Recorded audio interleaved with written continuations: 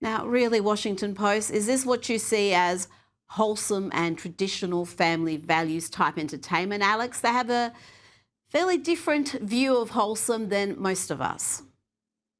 I mean, I think that's an understatement. I mean, these people are basically so pro LGBTQ and anti-America that, yeah, they probably did think a bunch of illegal immigrants, freak dancing at the halftime Super Bowl show was wholesome. But if you even look at the words, Tití Me Preguntó, what it means, it's basically a song about treating women like they're disposable and just having multiple girlfriends and being a total degenerate. So there's nothing wholesome about it. I mean, I guess they were dancing slowly, but other than that, I really didn't get any wholesome family values whatsoever from this performance. No, and I was going to go through some of those lyrics. Obviously, the lyrics were sung in Spanish, but the translations are really not fit for a family program, so we can't even tell you the lyrics. I have no problem with risque lyrics, but Washington Post describing it as wholesome is just a little bit rich.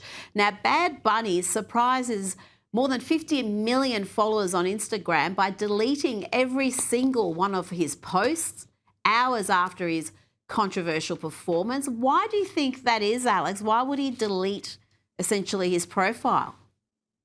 Well, I noticed that today. I was just covering it, and then I looked at his account and all the pictures were gone.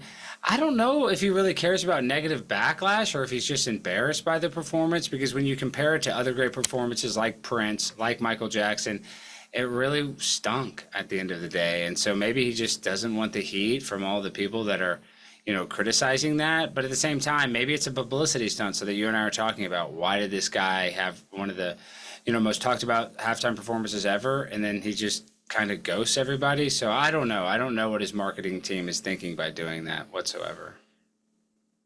Well, there has been a lot of criticism on social media of the performance, but I've got to say the bulk of the mainstream media has been absolutely glowing in their assessment of his performance. Now, Turning Point USA had some incredible numbers watching their alternative halftime show, and those numbers continue to rise. What's remarkable, Alex, is people were streaming this not just on YouTube, but on Rumble. This is really impacting YouTube's perceived monopoly on that market. Oh, of course. And what's really funny though about Turning Point is some of the criticisms they're facing, after the fact, which I think are really unnecessary and unwarranted, is people don't like that Charlie Kirk, the difference between him and other conservatives, he wanted to make being a conservative cool. He loved the fireworks. He loved, going against the counterculture. He was the counterculture. And in the counterculture, I feel like Turning Point won this, because even though there's 120 million people watching the Super Bowl, the fact that 10 million people also turned into Turning Point USA, I mean, that's a huge victory.